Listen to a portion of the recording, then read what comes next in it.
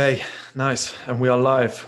I don't want to do the whole typical introduction thing because, you do it with every single guest. It just sounds too generic, doesn't it? But do you want to kind of tell all the guests who you are and what you do, and then I'll kind of give you my own viewpoint on who you are in a glowing introduction. Wow. And so you have to follow me. You're going to have to follow so if I'm not up to par, then you're going to fill in the gaps. Sure, And what if I yeah. exceed? What if my introduction of myself is so good that you have nowhere to go? It's going to end up being shittier than what I have to say, and you're Mine's going to going end to be up quite following. different. So then, okay, In a okay. positive light. In a positive light. Might be that you leave a bad taste in people's mouth after my glowing review. Let's see what you got. Uh, okay, well, there are infinite places to start, but I suspect that you know me from either my coaching work or travel bum work or both. And is it one of those or both of those?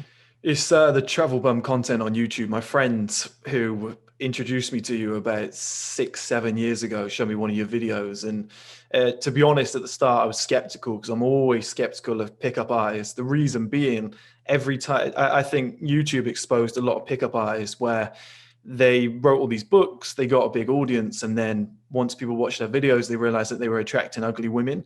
I watched your video, and the first thing I realized, I was like, oh, this it'll be like the other guys. First thing I realized is the women you were attracting were beautiful. And I was like, okay, this guy's legit. This is probably the first person I've seen doing this who is actually attracting, beautiful women. So straight away I was drawn in and I was watching your videos, and I started discussing it with multiple people.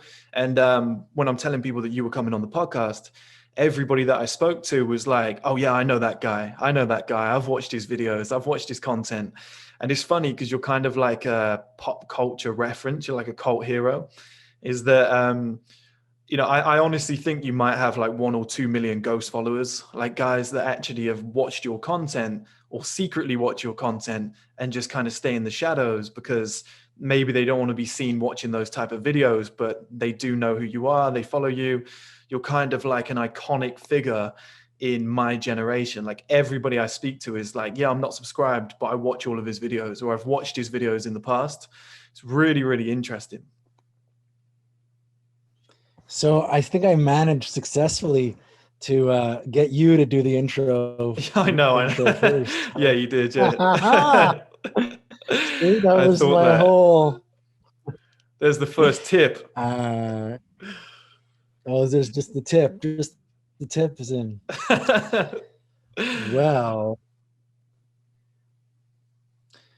I had a good time making those videos. There's no question. And where did it start from? When I was very young, I think just because I was preoccupied with other people and what other people thought of me, the only way that I could feel some relief from that was to go and meet people and get the confirmation, the validation. Even though that validation came in the form, was kind of sensational. It was like entertainment, not in the show itself, but just fun and sex and new people constantly.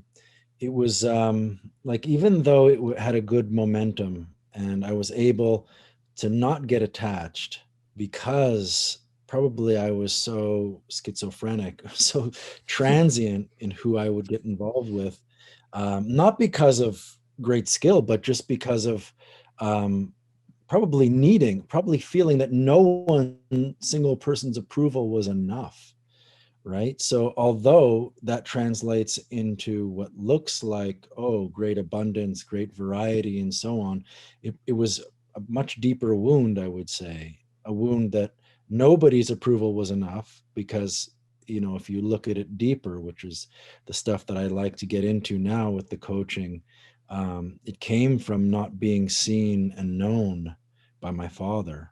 So I never felt that I was enough for him.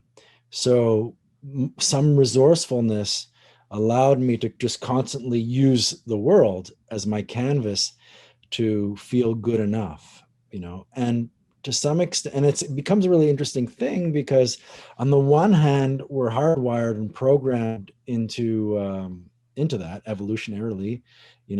We want to connect, we want to meet, we want to reproduce. So that was part of it, right? That's in every man. You could say, I want to connect. But for me, just imagine and adding the fundamental feeling of inadequacy, and just channeling that, boom, into like limitless dates. So yeah, okay. What, where is that good and where is that bad? Well, what it does do is allows me as a helper and a coach to help guys who do feel like they want a partner or a companion or just sex to channel their own sense of insecurity or inadequacy into more connection. And but at the same time, to be asking the real questions like, what is really going on for you? Are you just band-aiding things, or are you working to create a real sense of self-sufficiency, a real sense of wholeness, right? So, which is, I like to put into three components: self-definition, that you have a sense of yourself and a sense of your identity, right? Whether that has to do specifically with your relationship to the world, or just a general sense of what is Chrisness? What is Andrewness? Well, Chrisness is I get shit done, I take care of myself, I prioritize on this. So there's that sense, right? Sense of self-definition. Then there's self-agency, which is my capacity to impact the world, right?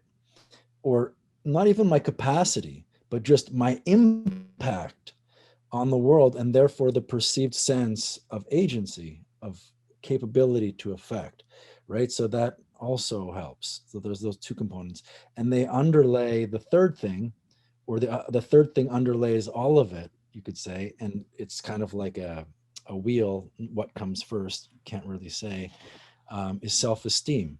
So if you have self-definition, you have self-agency, then self-esteem um, can come, but even more fundamentally, it's so important that there is a fundamental sense of your own worth that is independent of your agency, your relationship to the world, and independent of your concept of yourself or your purpose, right? So that's a third thing. All those things need to be worked on in order that you can fucking be in the driver's seat and say, okay, this is why I'm getting into a relationship. This is why I'm dating, because I want to enjoy life. I want to share. I want to connect. I want to experience myself reflected back in the eyes of another person, and vice versa. So if those things are going on, then it becomes a really different game than just the gross level acquisition, attainment of sex, of material value, and so on. You can enjoy those things, but where is it coming from? What is the engine? And so my work has been to clean up that engine for people so that everything that moves from them and everywhere they drive in that from that engine is really relevant to their own, to themselves in a real way, not in a imagined way and not in an instrumental way, but in an inherent way. And if you don't succeed, you have everything you need to continue succeeding elsewhere. You have everything you need, because this is a terrible thing. This effort and then healing from rejection, effort and then healing from failure, effort and then healing. If we can fill in the gap, right, so that the troughs and the ruts and the divots are no longer, then it's just what you call life. It has ups and downs, but you are whole. So that's been really important in the work and really important for me. So what have I had to do to arrive at that? Well, a lot of personal work and interpersonal work, from 25 years of Zen training and teaching, to psychotherapy work, to embodiment work, to feel a physical sense of completeness. So not just the idea of I am abundant or I am, self-affirmation, but actually to feel in your body whole, good enough. And just think about the difference between that and feeling and what you go through when things don't work out your way, but you really have a wholeness. You know what that's like from being drunk or on drugs. Nothing can affect you. Mm. But of course, we don't know how to maintain that. So if we can maintain it without drugs and feel it fundamentally, then it changes everything. It's I really don't know interesting that if you said that that, speaks actually. to It's really interesting that something. you say that, because the other day I was talking to my audience about how confidence isn't real. It's just what's the state that you're left in when you remove nervousness, anxiety, your head voice, all these things that hold us back. And there's no actual quality of confidence. Like, it cannot be obtained. It's not some esoteric trait that we're chasing after and one day you become confident. It's like, it's just the natural state that you're in. Like you said, when you're Zen and all those other components are taken away, and it's just the state that you're left in. Is that kind of what you promote? Yes, but the my concern for anybody would be, okay, well then therefore I don't need to do anything. And even the more extreme level, it could be nihilism, right? If you Mm-hmm. if you continue, take it further. And I'm not proposing that. Everything you said, I fully agree. I'm right there with you. I would qualify or add only so that people can understand that something replaces, there is a replacement of the deficiency. Okay, even though in order to see that which replaces it, we need to see that everything that was additive, that was causing me pain, like I'm not good enough, or I always am in my head, or whatever those things are, when, as you say, you get rid of them, you come to the original state. All right, so let's call that your original essence or your original innocence. It isn't simply that when we get rid of the bad, there is good, but that is true. But the good is a thing, right? It is a thing in the sense that we're unified. I now as pervasive, or I now experience myself as continuous, right? So now this starts to get a little bit deep. If we're just eliminating the bad, then we're left with nothing, and we can't say that that's confident, right? Because nothing is searching for something else to fill in. But if the experience can be directly that there is a felt sense of completeness, and this is very, very specific thing, and it's not something easy to communicate verbally. But let's just say, for example, here's the analogy, right? If you have a room, and this, I think, I've heard this a million times, but I was just listening to Eckhart Tolle do it again. But if you have a room, right, and you ask the room, just suppose, you ask the room, well, what are you? And the room looks around and says, well, I am this little incense holder. I am this lens thing, and it looks at the furniture and notes everything that makes up the room, right? What's the thing that's missing from the realization, from the room's full self-realization of what it is? And also I can say that if I throw this out of the room, then is the room still the room? So again, what is the room's fundamental essence? Just in very simple terms, very you know, simple, understandable way. What is the room if it isn't all just these things? Or how can the room recognize itself? What would it be recognizing? Can you guess? What do you think? What the room is recognizing. That is itself, or what is the room, you could say, and what is the room recognizing that is itself?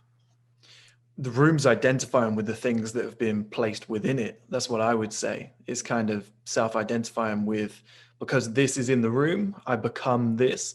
So like you can have an empty room and you could make it into a living room, a bedroom, you know, a bathroom. It's up to the user what they turn it into. But the original state of the room, it's, you know, it's a blank canvas. Blank canvas. So again, I want to just do a little refining on blank. It implies that the absence of. But what about the space?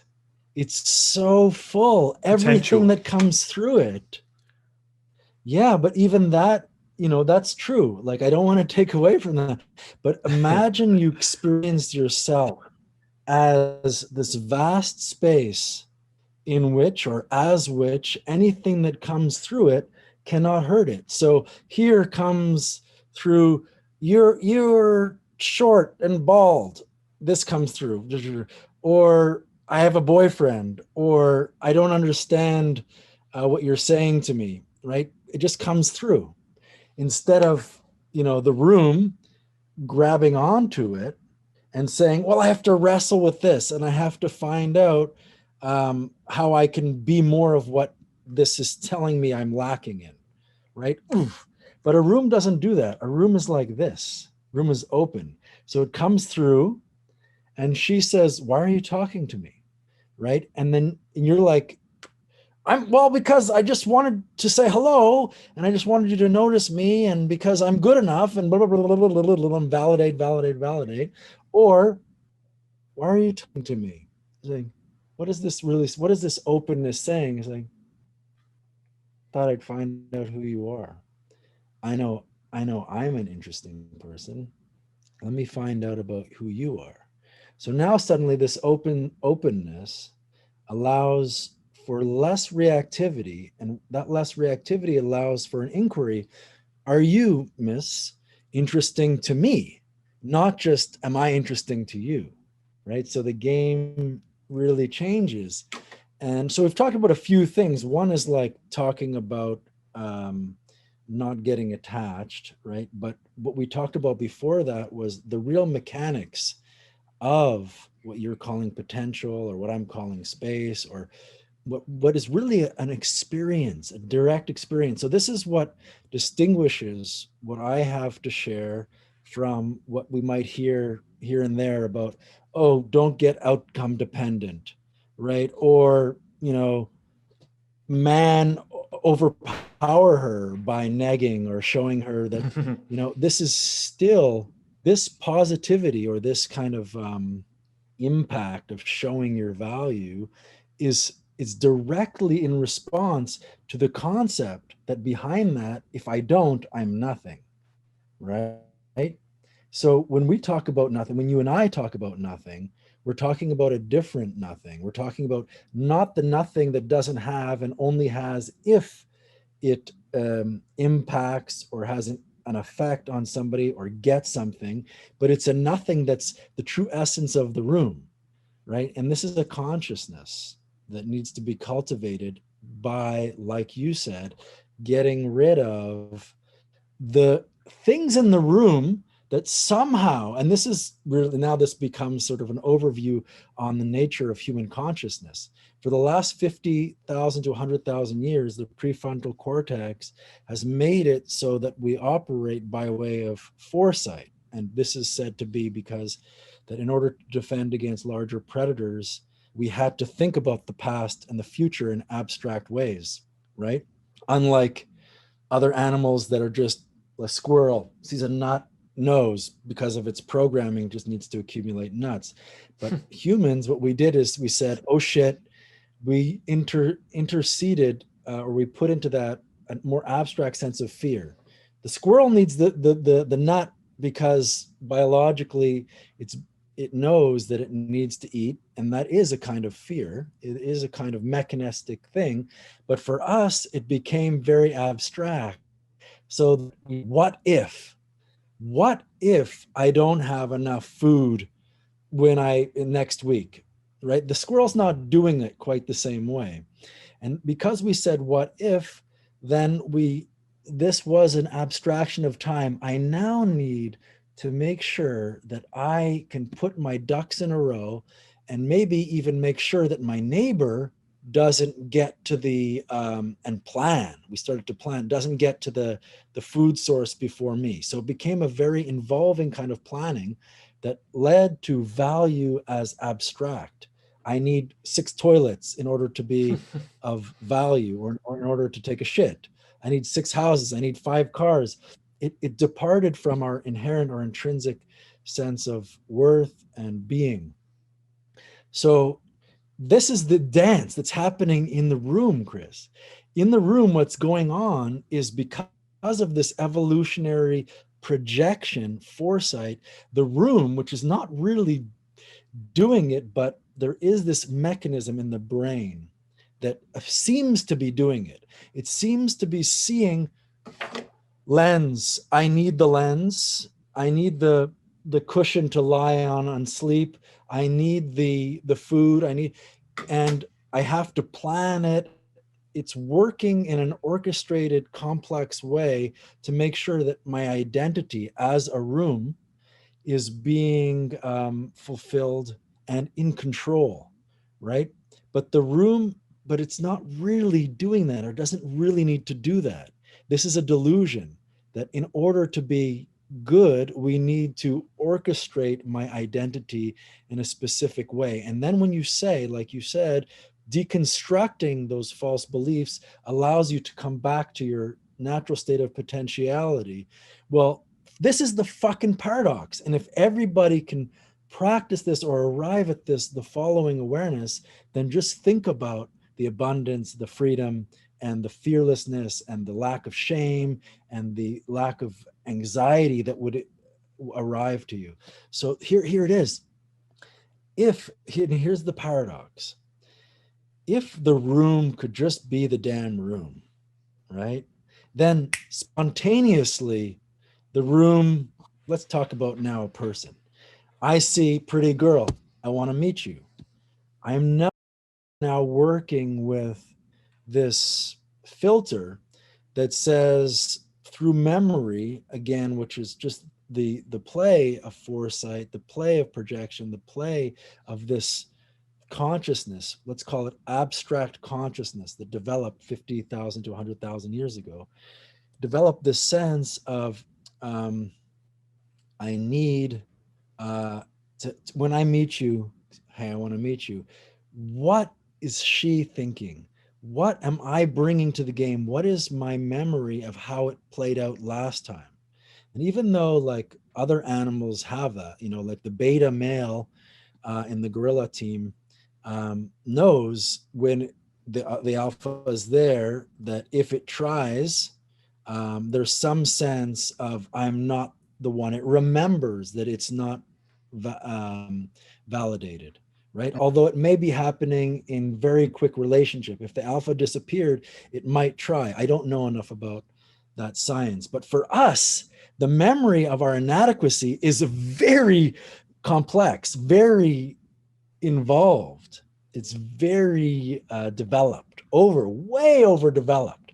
So if we can underdevelop it or deconstruct it, then the level at which we can be spontaneous, creative, fearless, and have impact on other people is so enormous that every guy who's listening to this and says, well, I can't be that guy because because I grew up in this culture and we were told that we couldn't do this, or my dad was like this, or I'm not tall enough, or I don't have the job, or whatever.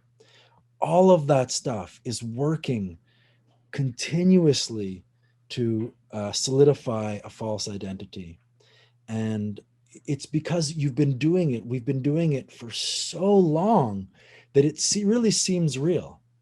But I promise you, and you see it, I see it in my students, that as they relax beneath these barnacles of self-perception, right, these limiting beliefs, this behavioral pattern, as you start to see it's not real, you have one baby step forwards that's that much more free, that much more spontaneous, that much more masculine, that much more powerful, that much more decisive, right? Then it starts to take shape.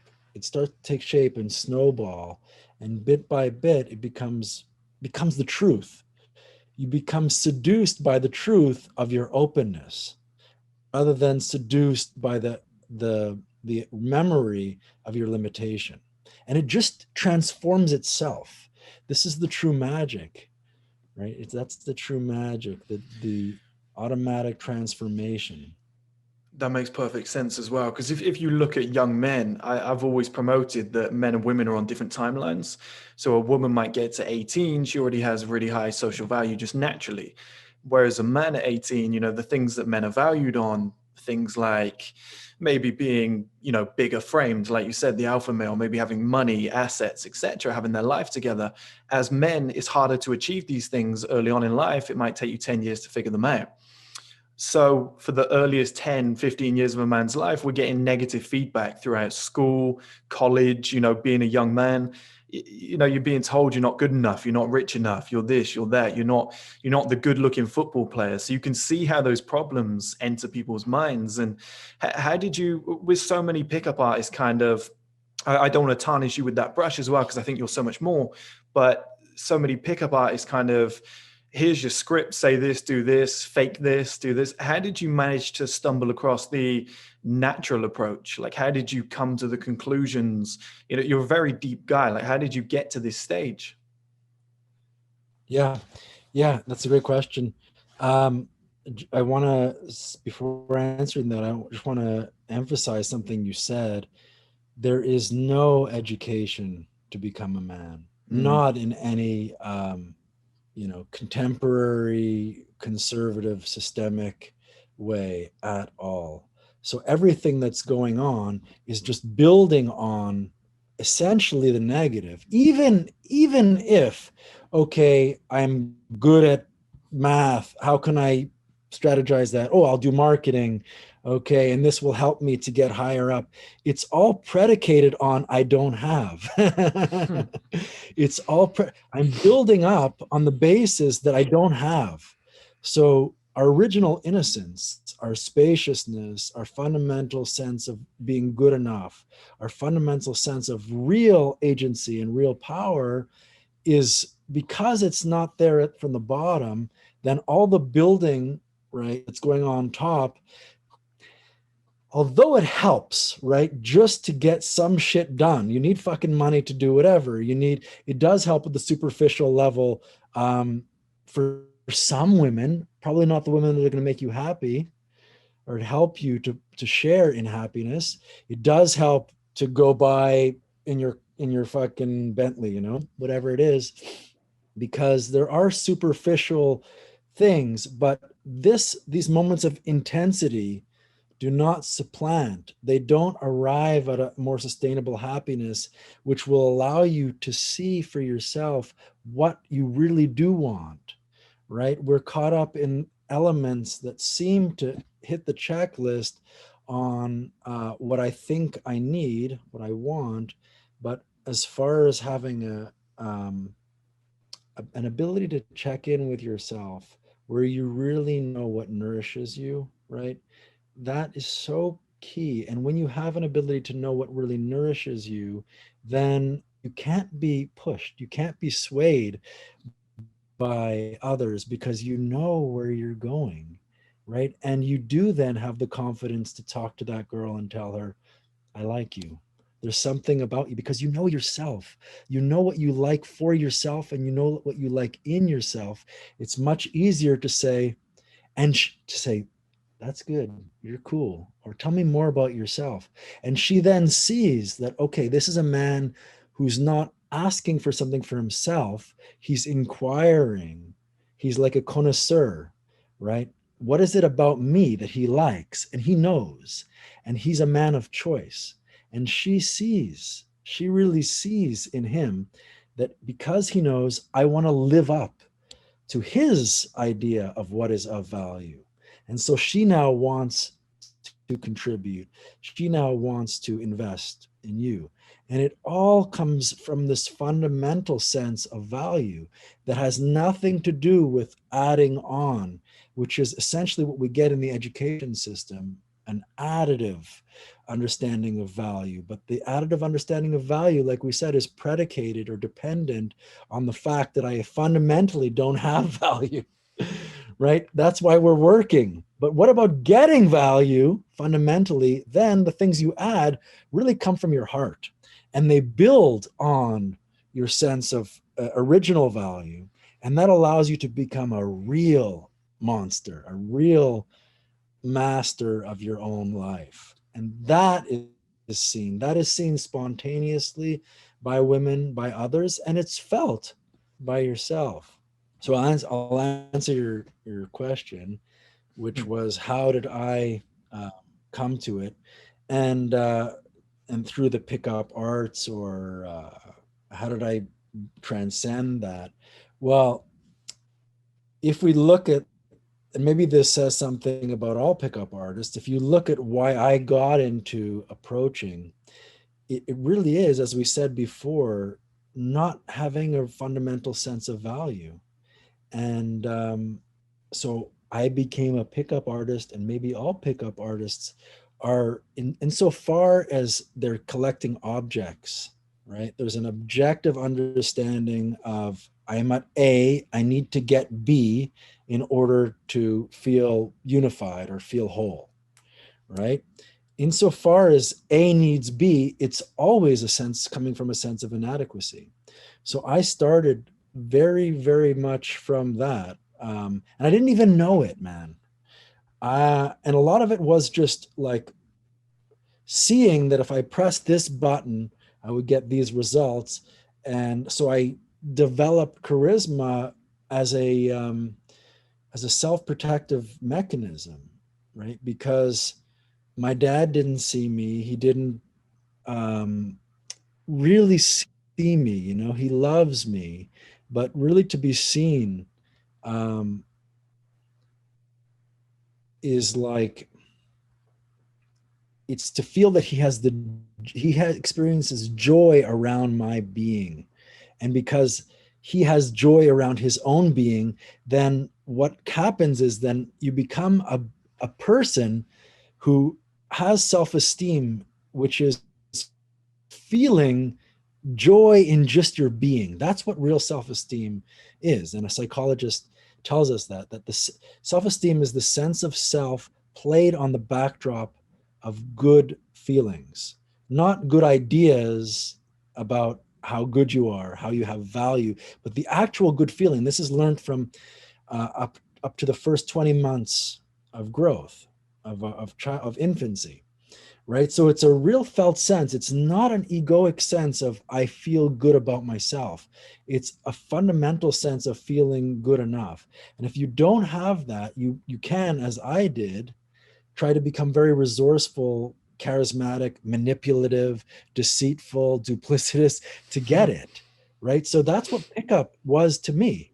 It was just a fucking way to make sure that I could satisfy my sense of not being good enough, satisfy a sense of feeling good enough just through this really fundamentally felt sense of good enough. And I'll just, because it's very interesting, I'll add that if you don't have the sense of self played off of an experienced sense of good feelings, and you have the sense of self played on a background of bad feelings, then what you develop is pathological depression.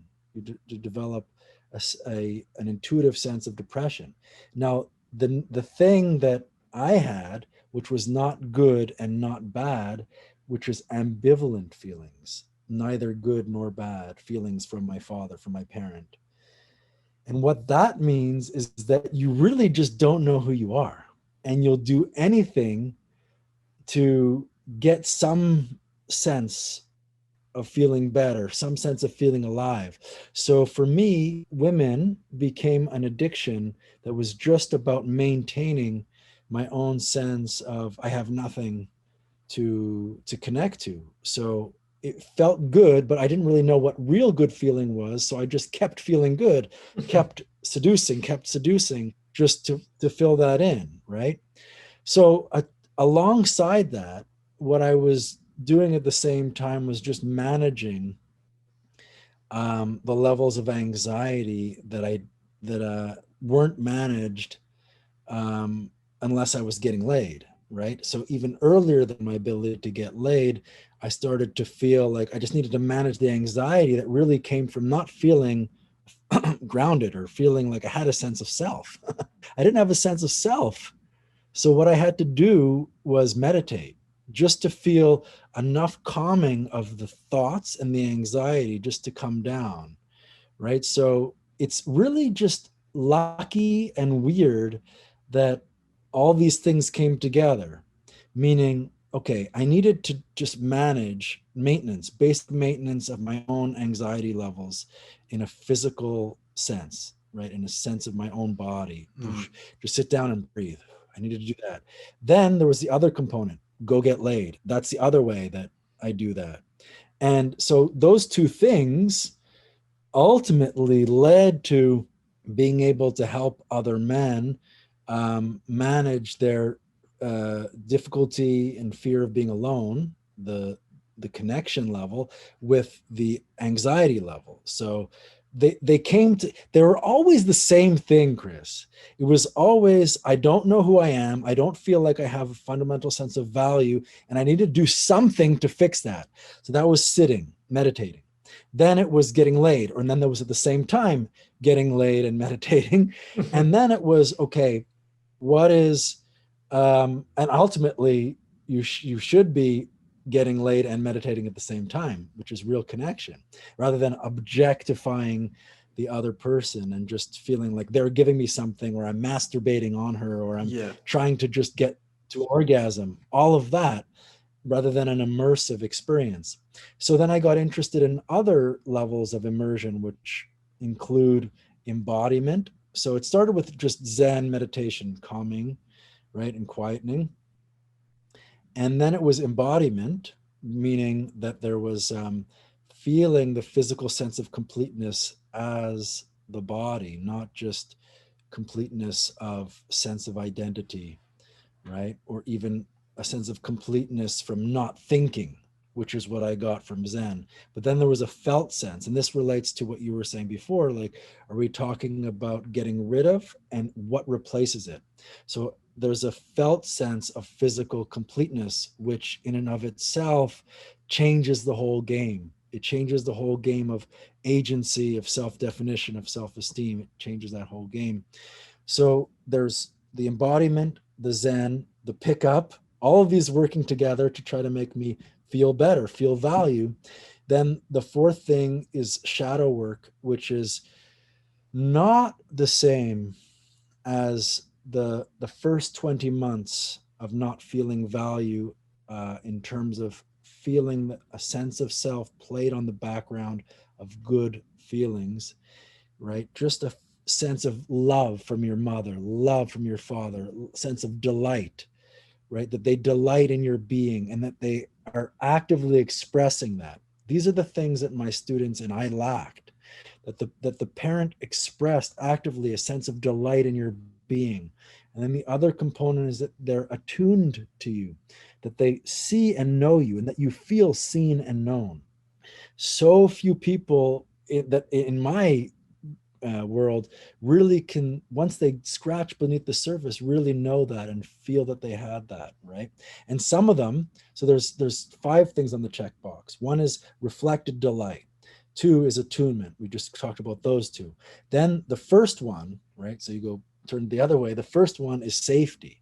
That's the first thing on the checkbox that needs to be there, that you actually felt in your early childhood safety from the threat of anger around the home, violence, and so on, that there was a fundamental sense of safety. And then the fourth thing is affect regulation. So that when you got angry, the parent would come and say, "Is everything okay? Well, what is it? Can we fix this? It's okay to be angry, but it's not okay to hit your sister." So your affects, your emotions were regulated. And that includes the parent's emotions. If the parent gets angry, can the parent say to you, it's just mommy's having a bad day, it has nothing to do with you? If that doesn't happen, then the kid appropriates all of the responsibility, right? So these things determine how we end up relating to other people.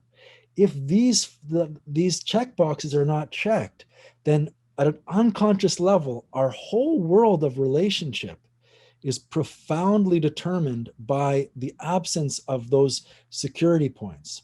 And then the fifth thing on that list is development, so that the parents were actively working on your development, right? That they weren't pushing aside your curiosities, that they were encouraging your curiosities and helping you with those curiosities. And what was I going to say? Because, and these five components determine what is called healthy attachment or secure attachment. And it's funny because we talk about not wanting to get attached, right? The whole thing is, I don't want to get attached, right? I don't want to get hurt. I don't want to become dependent. But really, if you look at that, what we're saying is, I don't want to be greedy, and I don't want to be dependent on my greed or my successes. And I don't want to result in being abandoned. If I do apply effort to get, to attain, and I'm rejected, then I'm revisiting my feelings of abandonment, right? That happened because I didn't get attuned to, because I wasn't delighted in by my parents. So healthy attachment is actually essential to being not attached when you grow up. We need to have a foundation of these five check boxes to have healthy attachment in order to have the other component, which is called exploration or autonomy or independence. So that was what was found out in psychology some 50 years ago, that healthy attachment with the parents facilitates exploration and freedom. And those are the two elements that define security. Is this relationship transactional analysis, and is it stroke value?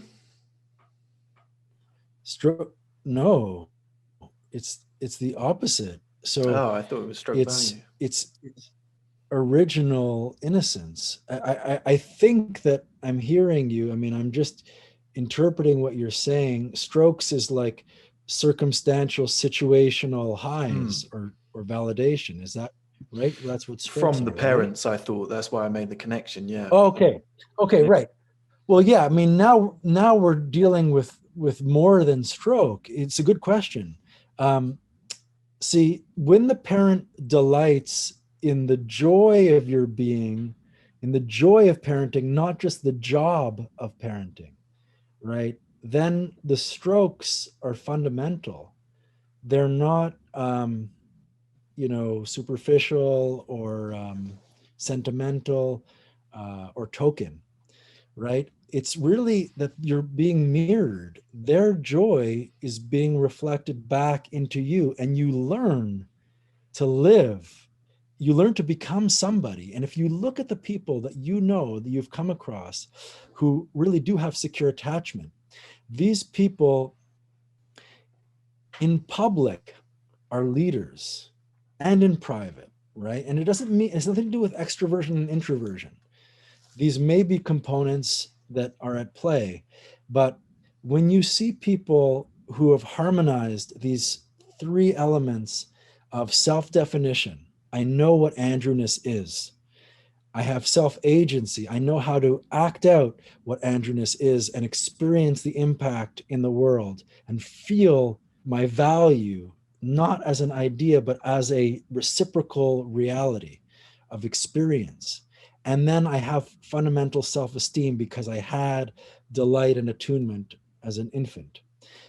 I know what I am, not as an idea, but I experience my sense of self as fundamentally positive. Okay. When these three are harmonized, then we go out into the world and there's no self doubt. This is what a leader is. This is what the integrated man is. He gets shit done. He speaks to people. He sees somebody on the street that needs help. Can I help you with that? Let me get that for you. Oh, be careful. The bus is coming. Don't walk it on the street. There's no sense of, should I be the one who speaks up?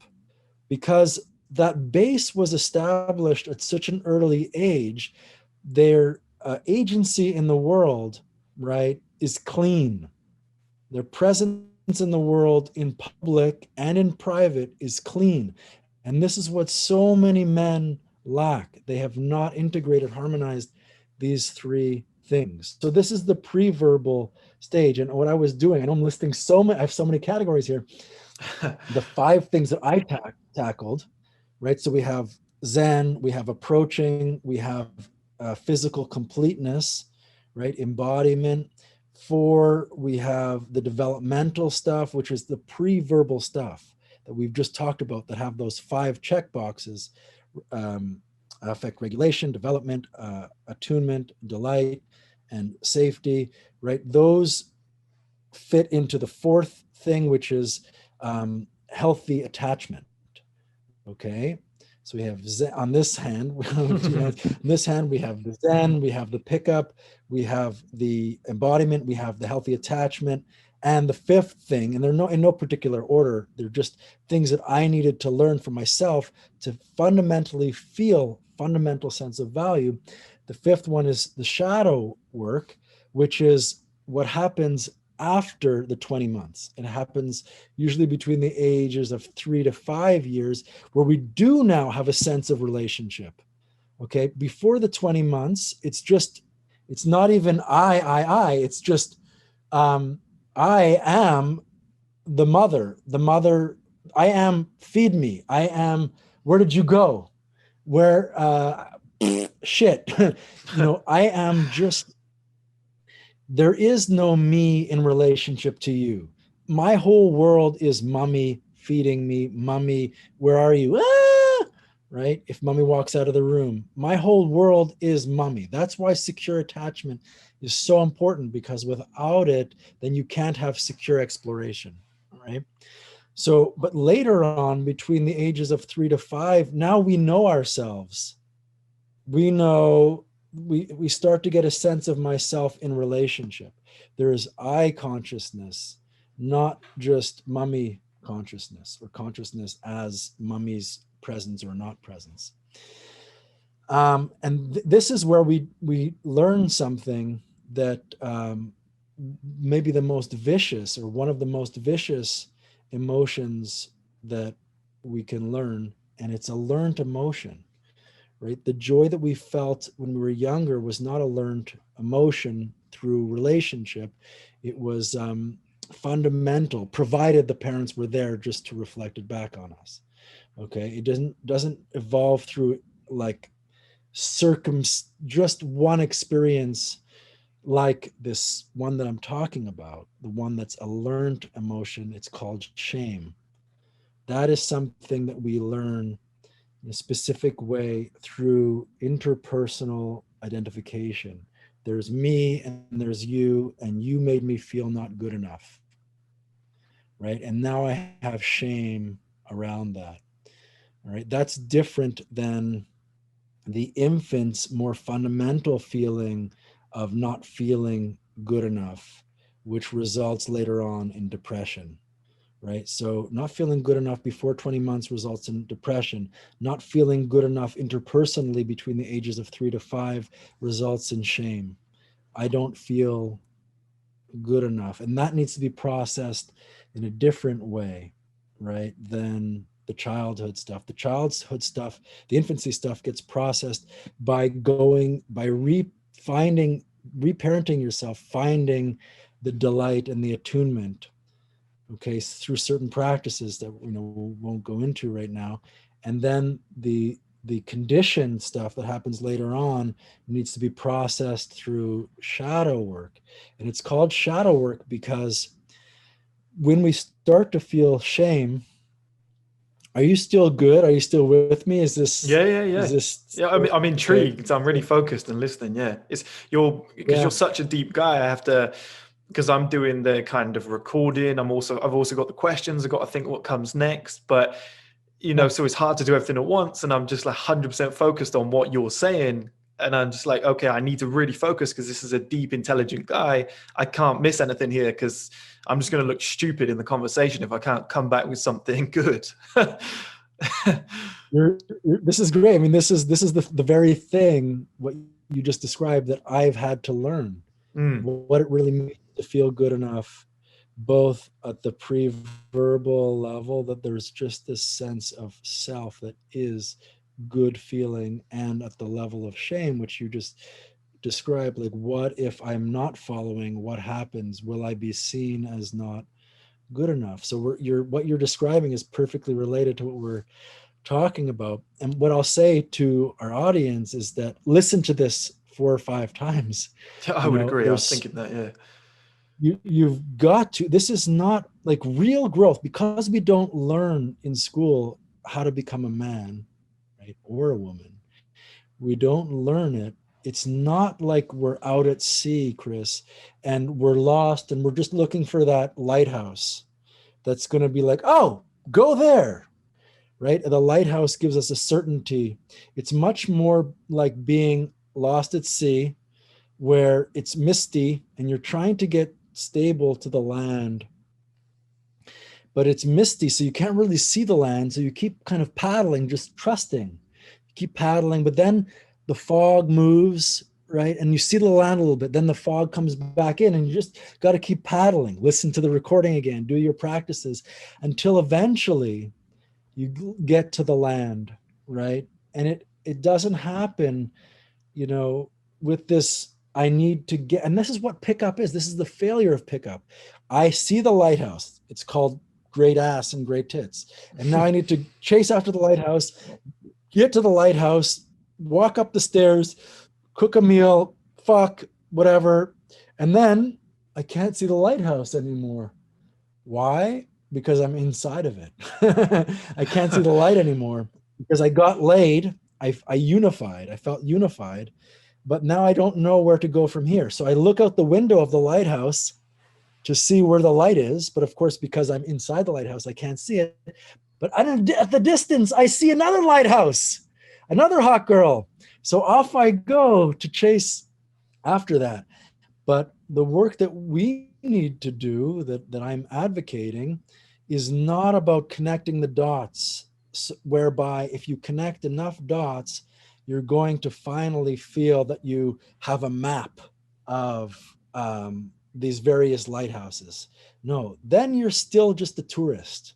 I want to cultivate locals, real locals. And to be a local is to find the light inside yourself. And it does require a process of being in this dinghy, this little boat, and gradually through the mist paddling to a point where eventually you get to the shore and feel yourself on solid ground, not just swimming blindly from light to light to light to light. How old are you now, Ooh, the big secret. if you don't mind? I'm getting less ashamed of saying this, partially because my beard is gray and I feel like people will benefit. People can benefit from an older guy. It's okay.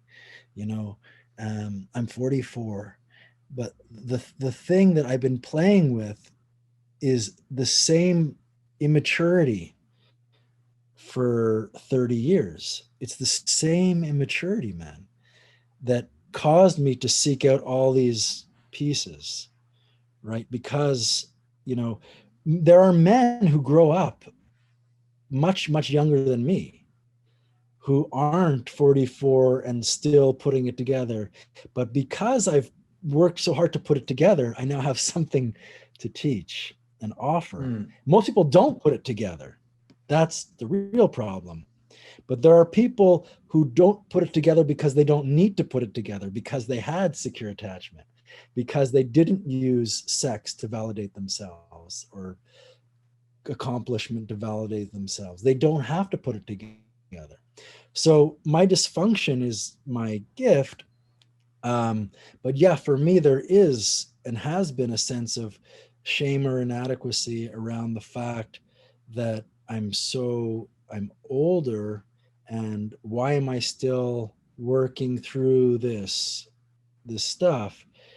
Well, I would like to say that working through it has allowed me to master it. And that was my path.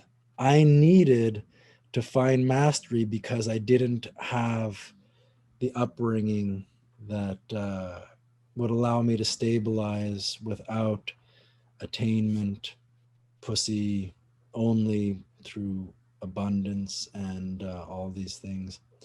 So, that completes the five elements. When you work with shame, you're working with a learned emotion, and what you're working with is a message that you were given around this age of 3 to 5 or so, that the message is there's something that you care about that's important to you, right? And that is myself. But you give it up, you give it away, you disown this sense that I am good enough. You disown it in order to satisfy the parent who's telling you you're not good enough. Hey, your sister is the one who's getting the dessert. You're not getting dessert because you did this and you did that and whatever. And you're not playing nice with the other kids. So you develop a sense, you take on this message that is, you're not good enough. You take it on in order to survive, right? Because your survival is dependent on this person that you care about, this parent that you care about so much that in order to survive, you need to believe them.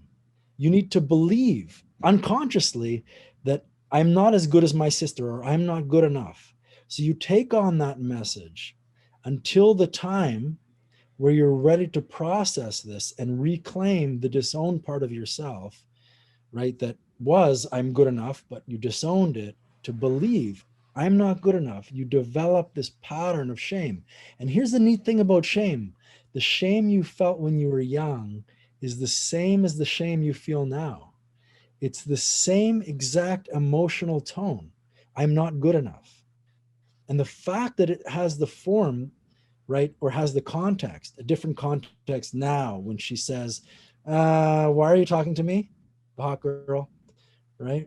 It's the same. The context is different, but the shame is the same because it's a learned emotion that imprinted on you so strong, because in order to survive, you needed to take on this message that I am not good enough just in order to satisfy the parent on whom your life depended.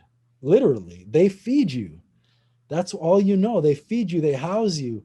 When you whack a dog, when the dog is a puppy, it comes to be that dog. You came to be an insecure child, a shamed, insecure child, because you took on that message. So we have modalities that reverse this shame, reverse this I'm not good enough, through processing the disowned part of yourself. And So what part those are the to? five Sorry, go pieces. on. Yeah, those are the five pieces that I espouse in the trainings and I that I've like it. gone I like through. the approach. I really like that natural approach. It resonates with me. A lot of the stuff you're saying, I can kind of relate to my own childhood and certain experiences that I went through and certain things that stick with you for quite a while. From the other side of the coin, what kind of part do women have to play in this? Are they changing the game? You know, in an Instagram era where, a woman previously might have had 100 years ago, she might have had 100 men chasing her. And now she has 58,000 followers. Have women's egos gone through the roof, or should it not matter? Should we be so, you know, should we be so relaxed and have that self-belief in ourselves that it shouldn't matter what state the women are in or how they're coming at us from? Yeah, it's a great question. Well, the extent that her value, her perceived value that's perceived by you, has an impact on you is directly proportional to your own perceived sense of value. So, although I can answer that, and I'll try my best, to navigate that, like what do we do in society right now and how do we navigate it, you can already see that the game is rigged, right? If I don't have a fundamental sense of value, I'm immediately going to see the girl who has X millions of followers as having some leverage over me. I'm immediately going to interpret my whole world, my whole uh, construct of value in relation to the image that she has publicly, insofar as I know that I don't have a strong sense of image, right? A strong sense of self-definition or self-agency and self-esteem. Again, the game is rigged. It's they're constantly playing on each other. It's like a self-fulfilling prophecy. Every time I look at her, I'm looking at what I don't have, right? It's automatically playing out like that over and over again. So how do we navigate that? Well, there's nothing wrong with a beautiful woman. There's nothing wrong with a beautiful woman that has millions of followers.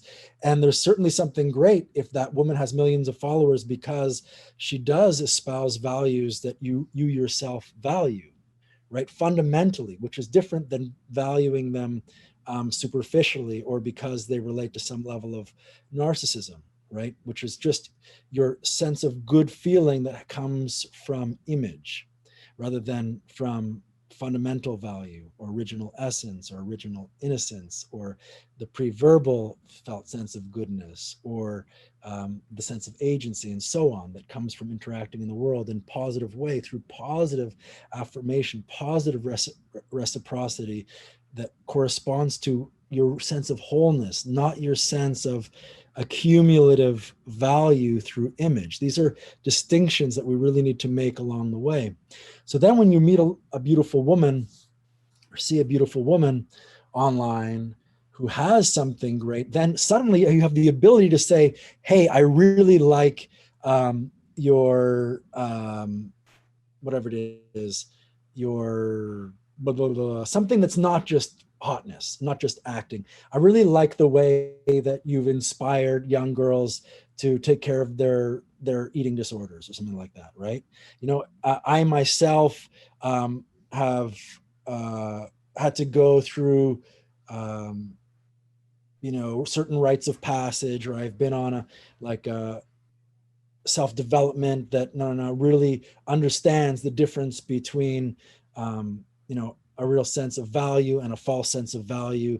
And I don't know, I really connect with that. I don't know, I'm not proposing that that's the No, I one get the point. Yeah. only cold approach, and to say that, like, and if this is one question, what do you do with a hot girl who's on Instagram or on any social media where your only resource is to send some fucking message into the ether along with 100 million other guys who are doing the exact same thing? Well, for starters, it's just damn hard. And if that's your only reference point, right? Because Mm-hmm. how do you distinguish yourself? Every other guy is doing the same thing. If that's your only reference point for feeling reciprocity, for feeling agency in your social world, then it's a guaranteed way of deletion, of deleterious, how do you say it, of making you smaller, because that's where you're putting your chips.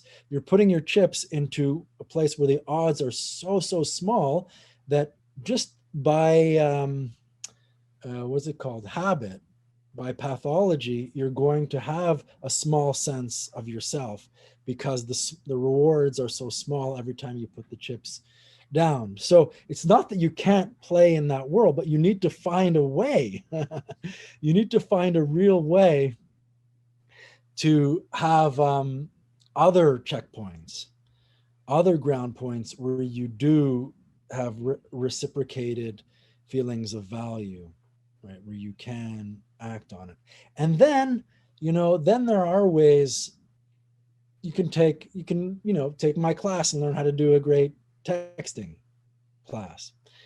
You can perfect on that. You can learn how to do video messaging. You can Learn how to improve your photos. You can learn how, there is a relative world where social media does play a role, even if it's somebody that you just met for real, met her on the street, or you met her in your salsa class, right? She's still going to check up on your social media. She wants to see if you're going to be a liability to her and her friend group, or if you know your sense of fashion is so bad that she's not going to feel like if she takes you into her social group or her favorite restaurant, she's going to feel that self-conscious around that. She wants to feel that you can speak a language of social value. So there are things to work on that are in the world of relative, in the world of material, in the world of cognitive um, contact, meaning texting improvement, communication skills, how to speak, how to message, and all the rest. But that they need to be supported by positive sense of self that is not merely or purely contingent on remote transactional interaction in social media. Following on from that, there's a kind of a repeating kind of thought pattern out there where a lot of people say that westernized women are gone, they're lost. You know, they expect too much. Where some woman, I hate using the 1 to 10 scale, but it's so easy to comprehend. And a woman might be a 2 out of 10, but she wants Superman to kind of knock on her door and sweep her off her feet. And a lot of guys are kind of looking to other places around the world where maybe the economy is not so great. Maybe the women expect a little bit less, you know, places like Eastern Europe, especially places like Venezuela, Colombia, you know, a lot of guys are looking at places like this and seeing that the women are 10 times more beautiful, but then their attitude towards the men is less demanding. Do you think that's something that guys should try and do? Or again, does it not matter? Does it come down to you? Okay, so their attitudes towards men is not less demanding. It's just demanding in a different way. Mm. So, you know, in some ways it's more demanding because you can't put in the Western culture, these are paradigms or generalizations. There's the idea that you can put a lot into it at the level of common interests, the level of humor, the level of shared values, shared interests, shared dreams. Oh my God, you also like that? Oh my God, I like that too. Or we really connect on the same sense of humor, our favorite pastimes, whatever it is. We're looking for our soulmate, right? That's the American dream. That's the Western paradigm. Okay, so you can put into that in the East. If you just in Eastern Europe, if we just use these generalizations, then if person's not responding to that because they're responding to other things, which we'll look at, then you are paralyzed, and that it does depend on a lot of things. How did you put it? That what you have to offer is not the variable or something like that. It's not a big deal what you're bringing to the game. Is that, you sort of put it in that way? So much, yeah, along those lines that they'll be happier with less. So they don't expect a 6 foot Okay, four millionaire with so muscles and so on. whoa. It depends who, but so what I'm saying is that they're not expecting the soulmate, the common ground of interest, which is, let's call it human connection or communication, common ground.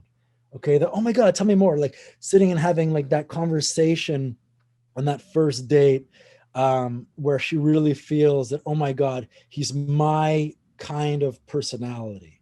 He's my kind of guy. That gets like overstepped or bypassed because they're looking for other real things in this strongly traditional culture, right? In Eastern Europe, they're looking for sexual polarity that is comprised of different brushstrokes, but they're very involved. They may not be involved at the personality level of this common ground of soulmate, but they are in some ways more demanding, or can be more demanding. Meaning, when you go on a date with her, she's really asking, whether she's really looking for somebody to provide for her or not, she's asking, can he take care of me? And it doesn't mean that she's a gold digger.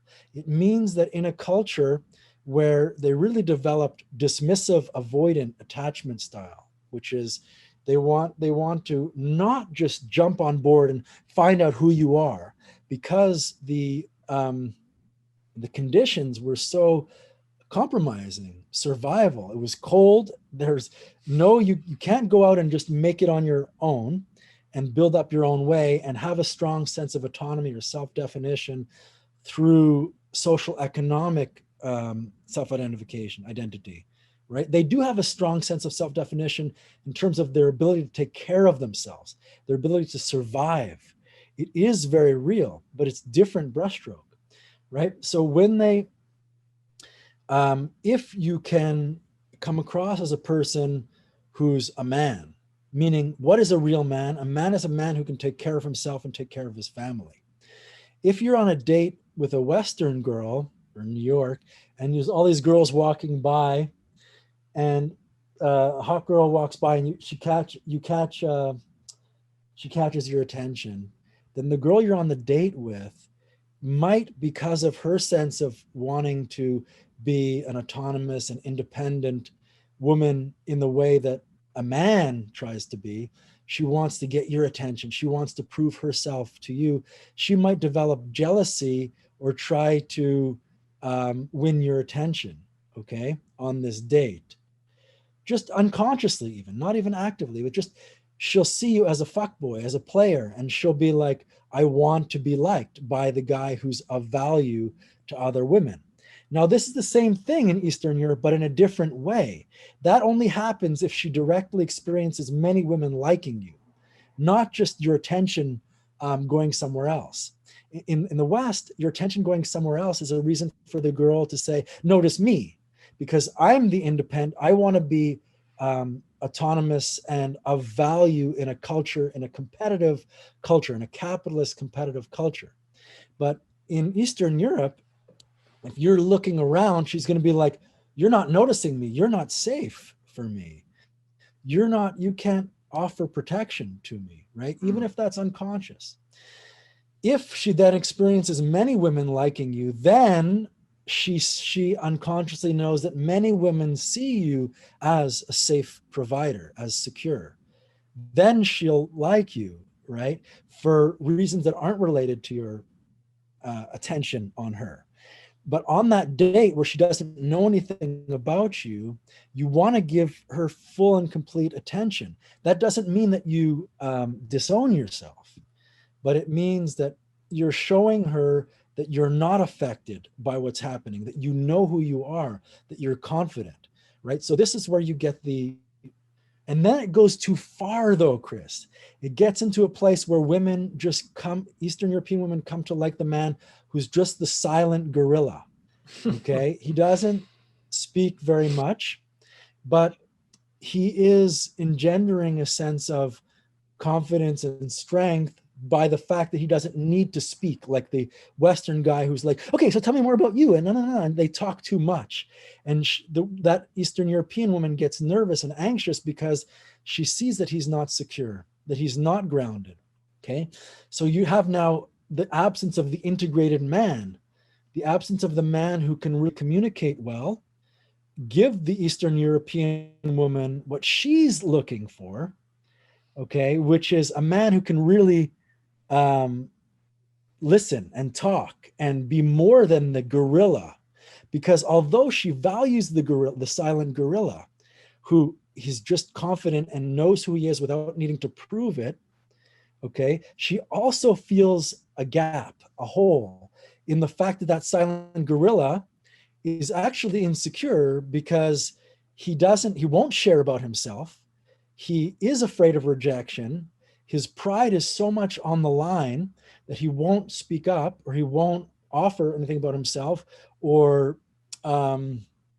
is just saving face all the time, right? This girl wants the Western man, but she doesn't want the Western man who's just so insecure that he needs to talk in order to make sure that he doesn't lose her attention, okay? And on the other side, the Western woman She wants that guy who talks and who can communicate and have a shared sense of value, of interest, common ground, soulmate, so on, right? He's in touch with himself, even his feminine side, but he's not so disowning, self-disowning, that he can't just shut the fuck up and feel that he's good enough. So the integrated man has both sides, man. That's what I'm trying to teach guys. That's what we're working on. And so we do that by understanding social differences, social norms, understanding different cultures, right? So that's happening on the top, and we're working on the bottom at the 5 fundamental layers that allow you to have the freedom, confidence to be able to explore yourself as the communicating man and as the man who is already whole and complete and doesn't need to talk too much. I don't know if that With answers your question. That does answer the question. And following on from that, with kind of silence and communication being so important, which are both forms of varied body language, how important is body language? Yeah, cool. Well, I really important, but if you're looking at it from the outside, what did I do? What I do? Now you have disembodied language. You have a language in your head that's telling you what you should and shouldn't do from a disembodied place, from Mm. thoughts place, right? So now you're not in the body, you're in the thoughts. So what I like to do, what I like to say is that the inside informs the outside. And this is why it's so important. And even you, I'm going to share this. Your body language has changed so much, just in the way that your shoulders are carried, that your tension changes as you allow yourself to let go and soften. And the more that people practice that, the more it becomes muscle memory. Or rather, what I should say is the more that um, we are settled, the more that our actions and our behavior, it's like they're karmically deterministic. So you become the relaxed person, you say more of the relaxed things that inspires more relaxation in her, and she then feels more relaxed with you. And then the next thing that you say, um, okay, so now she feels good, now you feel good because she feels good. And now the next thing you say is what do you call it, progresses from there, or maybe it physically escalates from there, because you've laid a base by starting from yourself, a base of feeling good enough, feeling really fundamentally good, feeling internally body language, right, feeling the internal engine of relaxation, feeling internally relaxed, and therefore your mannerisms, your body is externally relaxed. And okay, we can just talk about that, but let's add and continue with this amazing idea of how it snowballs karmically, right? Karmically, what that means is cause and effect. The cause is your internal settledness. The effect is that she sees it, okay, not on, and it's not coming from the outside, it's coming from your inside. It's just symptomatic that your body language on the outside is relaxed because of what's happening on the inside.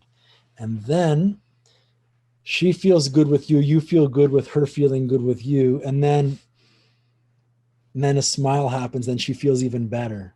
And then you put your hand on her back and she feels even, but you're allowing yourself to do this because she's allowing you to do it, because she's feeling good with you, because you allowed yourself from the very beginning to feel good in yourself. So it's important to be thinking from the inside out, right? There Mm. and but for guys who want to do understand it from a very practical side, it's okay to emulate or simulate behaviors that are confident externally, right? Like being upright, having your chest open, having your chin sufficiently up, making strong eye contact. These outer behaviors also inform the inner, okay? But if you're just forcing yourself to do it from thought, okay, from a disembodied place, thinking to do that, then you're going to be at war with yourself, constantly saying, am I doing it enough? And you're going to get outside of your body. You're going to get outside of the body language relaxation. You're going to get outside of the inside, which is itself the relaxation. And from the outside, it just becomes like a reverb, like bringing a microphone up to a loudspeaker. Am I doing this right? No. Now I'm more self-conscious about whether I'm being self-conscious. And then I'm more self-conscious about whether I'm still appearing self-conscious. And it just goes like an endless reverb. So you need to cut that off. And the way to cut that off is to break the disembodied awareness, the outside awareness of what's happening on the inside, or the appearance, breaking from the appearance sense to the internal sense, and it will just transform it automatically. It's like putting tequila in your body. Am I being natural? I'm looking, am I being natural? Am I being natural? Obviously you can't be natural because you're so busy thinking about whether you're being natural. Then you shoot the heroin and it's like, is an infant being natural, or is an infant just, it doesn't take on these ideas. So if we find the heroin on the inside, then it transforms itself automatically and authentically. That makes That's what's sense. important, the authentic transformation.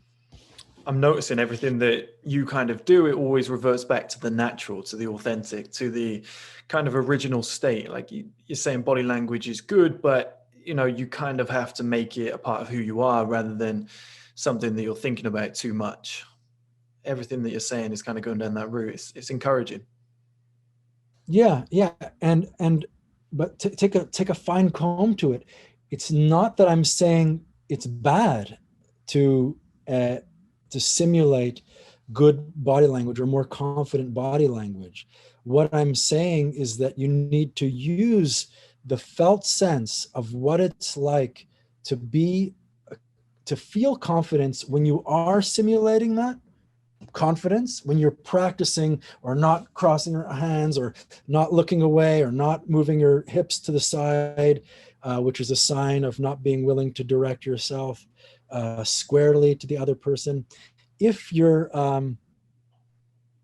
practicing squaring your hips up to her, then it's not just good enough to just be doing that and hoping that I'm going to have an impact on her because I'm doing the right thing.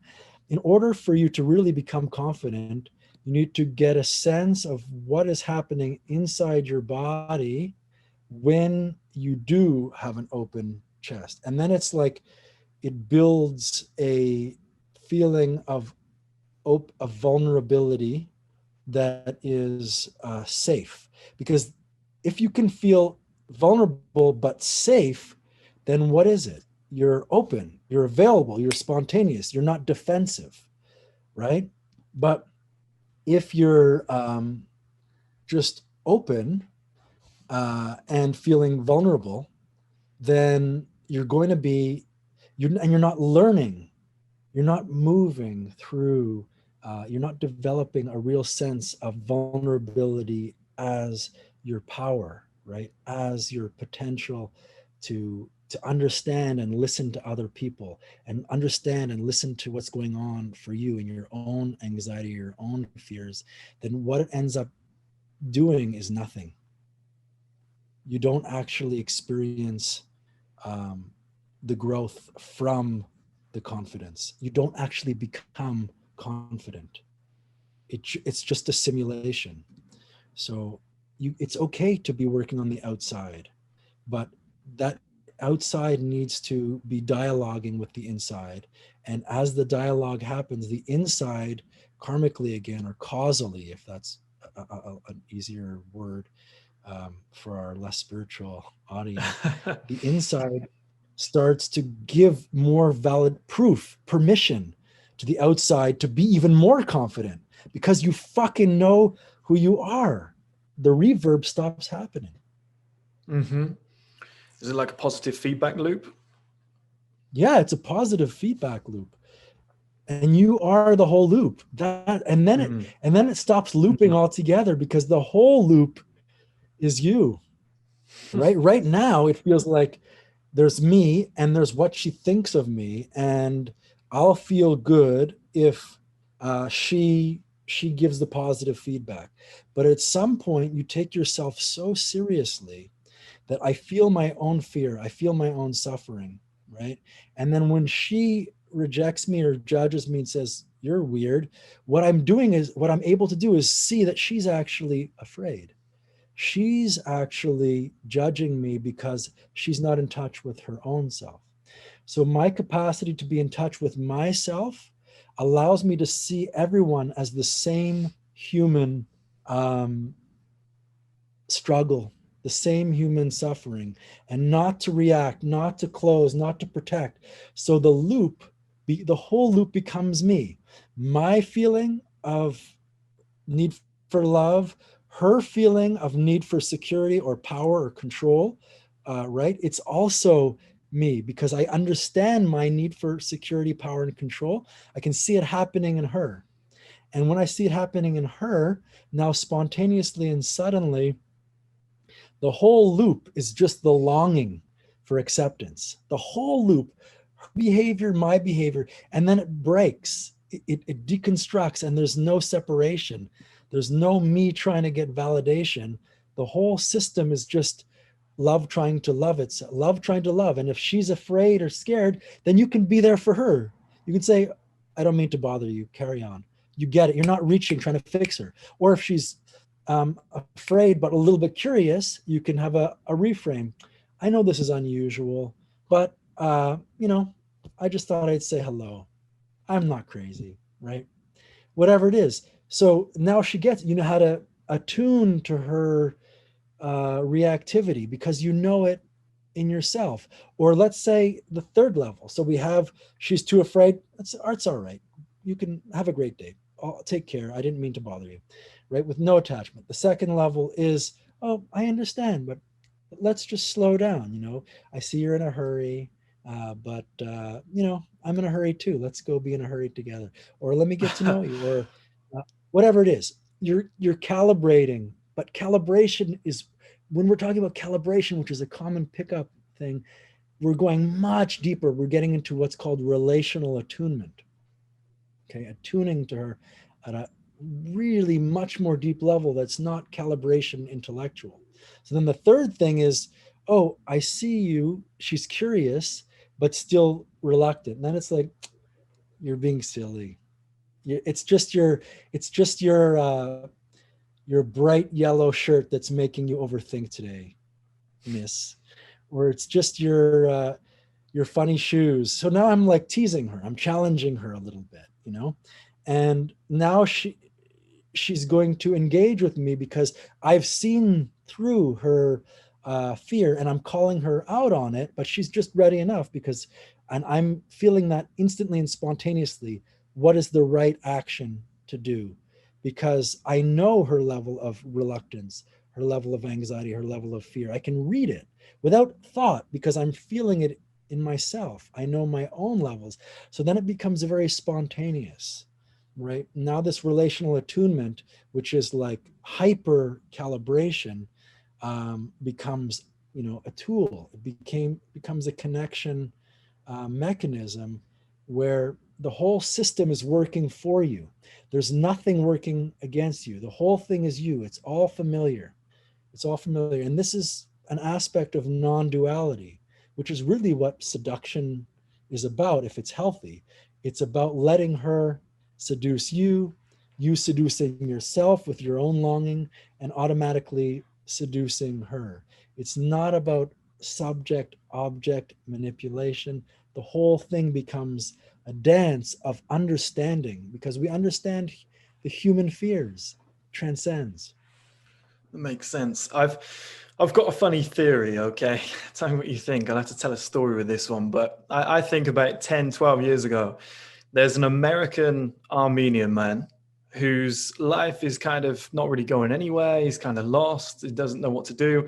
You know, clean shaven guy, whatever. And he finds your videos. 10 years later, he calls himself Dan Bilzerian, copies your look, starts attracting women. What do you think?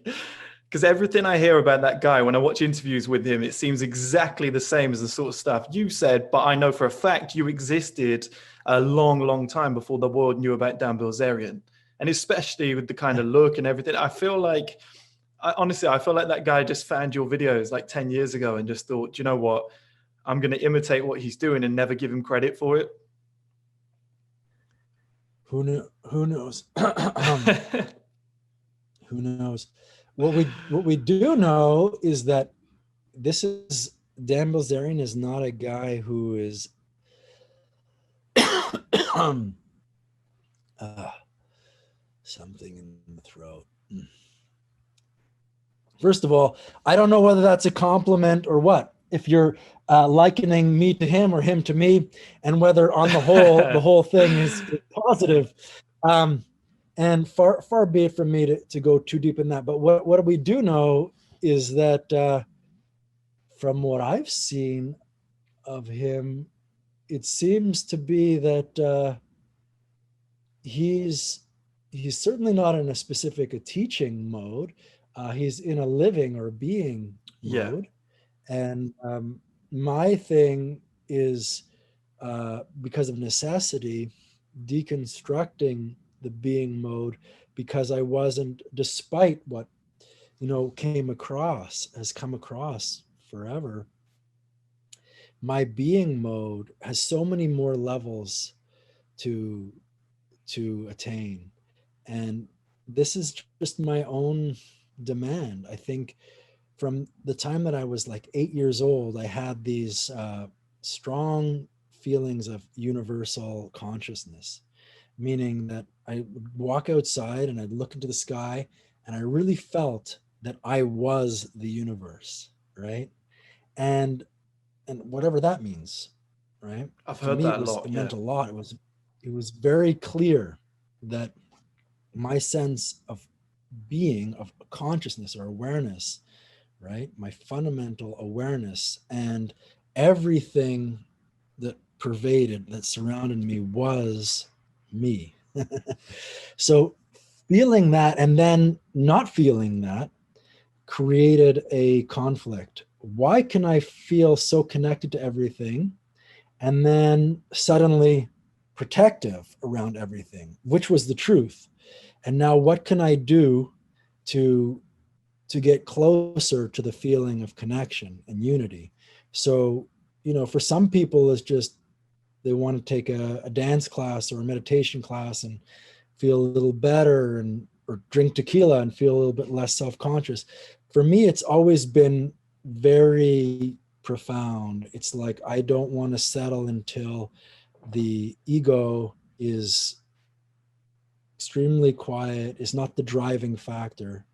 I don't want to settle until the experience of awareness is connected and unified, whole.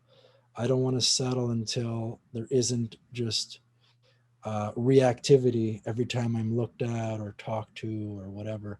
So it's like I have had on steroids what every man has, which is self-consciousness, um, egoic reactivity. Just that for me, it was like on steroids, hyper awareness of myself um, in space and time. And so that means I think that I can help people who have it either in more intense ways or less intense ways. Most people don't ever look at it really, because they just assume this is life, or I'm not good enough, or whatever. But it can go much deeper. And that's been my path. What about Dan Bilzerian? I don't know. You are right Seems though. like Like he's having. He is having fun. When he does an interview, he seems like an actual level-headed guy, but he's definitely used his for personal gain. And I feel like, to summarize, you're Obi-Wan Kenobi, and he's like Darth Vader, who's taken the same teachings and gone over to the dark side with it. But I've got some questions that some of my subscribers have submitted to me. There's 4 of them, so I think, should we do quick fire? Because I know you've got something to do afterwards. Sure. But the first one is, how many approaches did it take you to, sorry, it's written in kind of third person, but I'll try and break it down. How many approaches did it take him to make it seem second nature in women? I don't know. Man, I just have to be true to what we've talked about. The question doesn't add up just because I was approaching out of compulsion, which meant I'll never really feel second nature. I'll never really feel good. So I had to keep approaching. So there's that aspect. Then the second thing is, it was through addiction that I needed to continuously approach. So in that itself, you're never feeling good enough. Let me give something of what they want. How many does it take?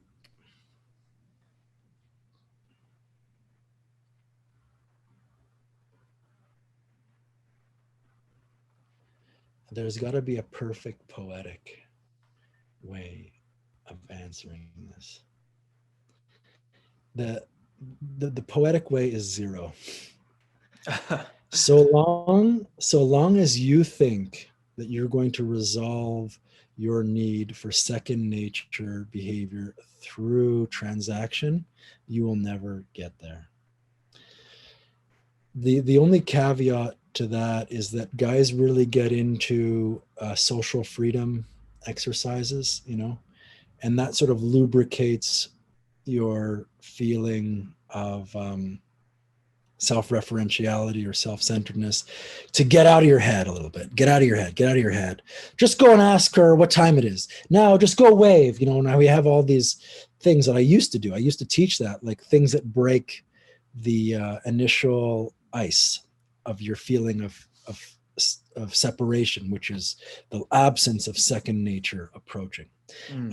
But now what I teach is, sometimes if a student needs that, I teach that, but usually it's working from a much deeper sense of faith in yourself.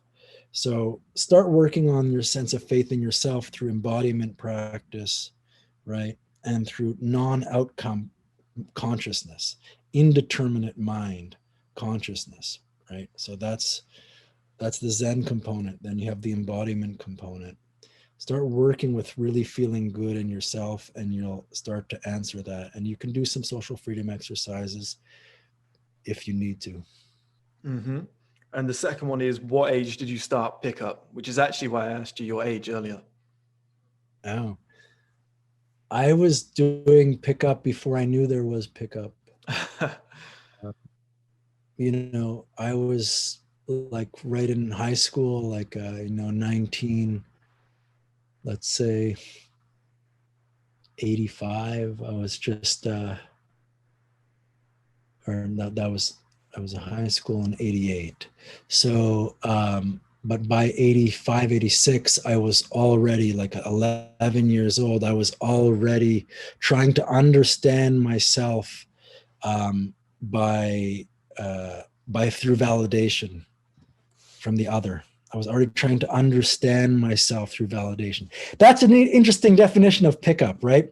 Oh, pickup is cool. Yeah, do you do pickup? Yeah, I do pickup. What is pickup? It's trying to understand yourself through validation.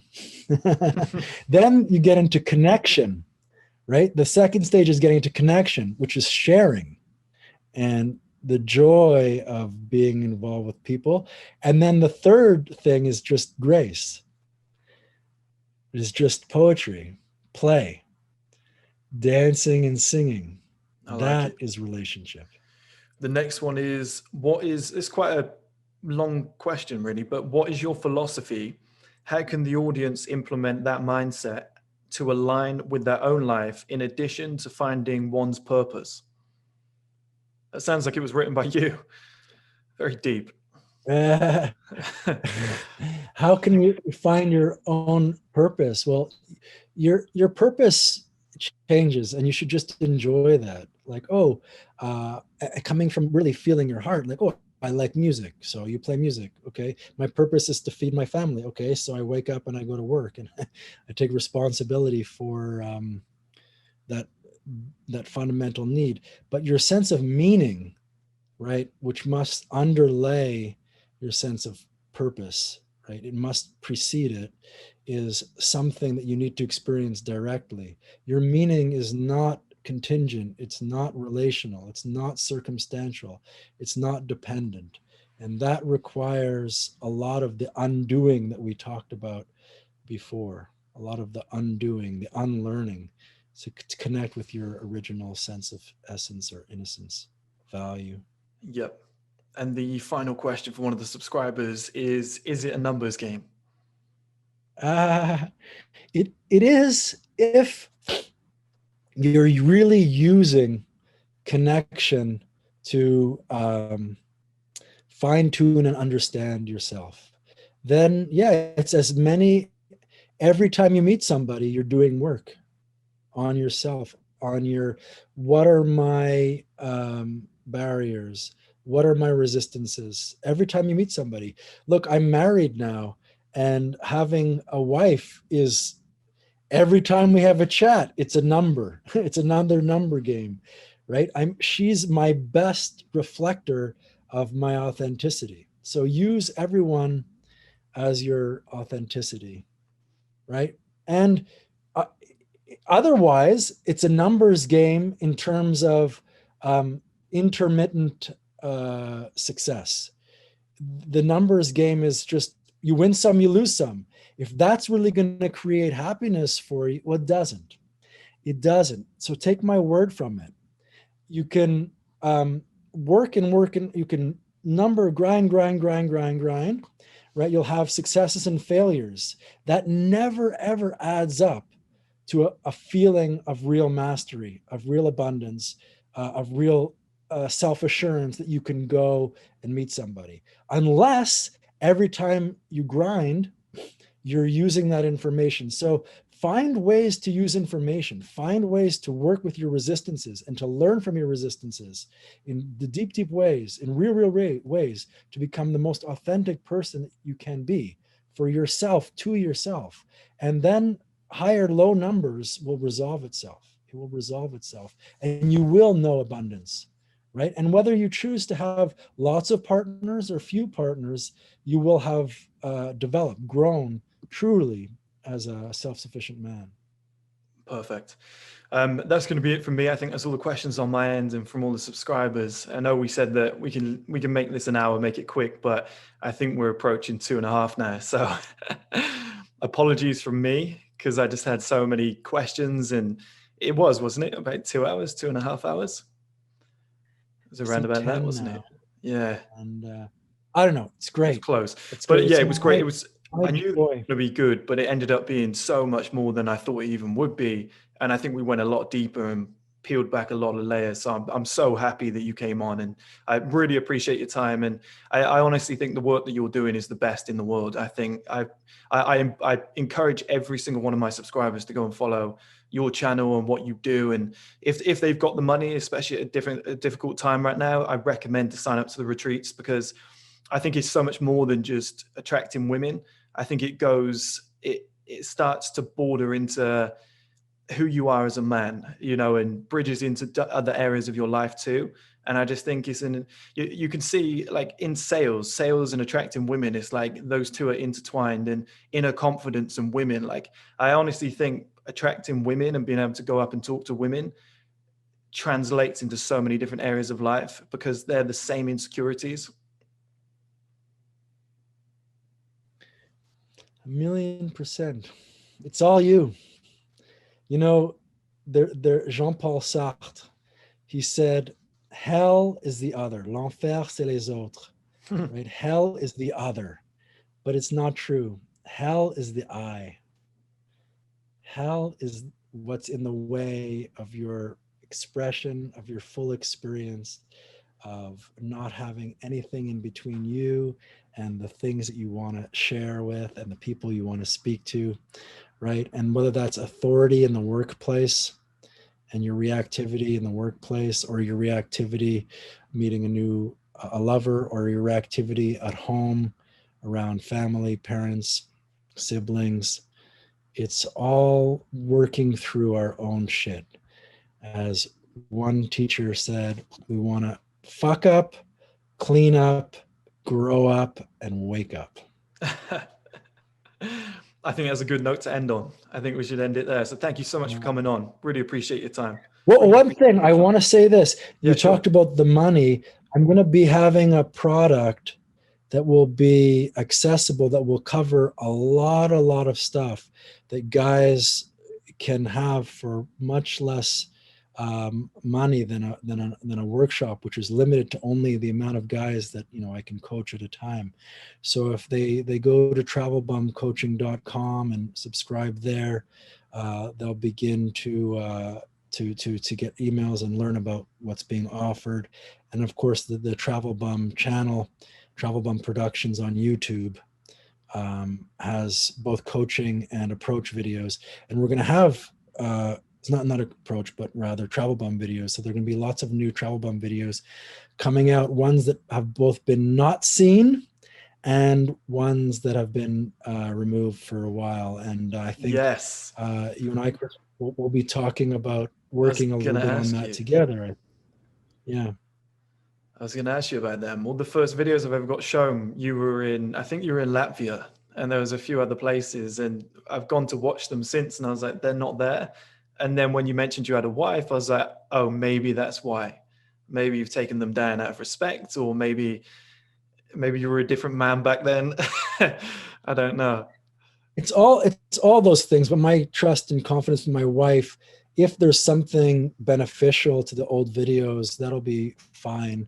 As you know, I certainly want to go beyond the objectification of pickup artisting. So that's very real. But we need a platform. YouTube is just a pain in the ass. YouTube is a pain in the ass. And you and I will talk more about that, but there'll be, the videos will go back up there might be some censored bits and, reducing the nudity and this kind of stuff.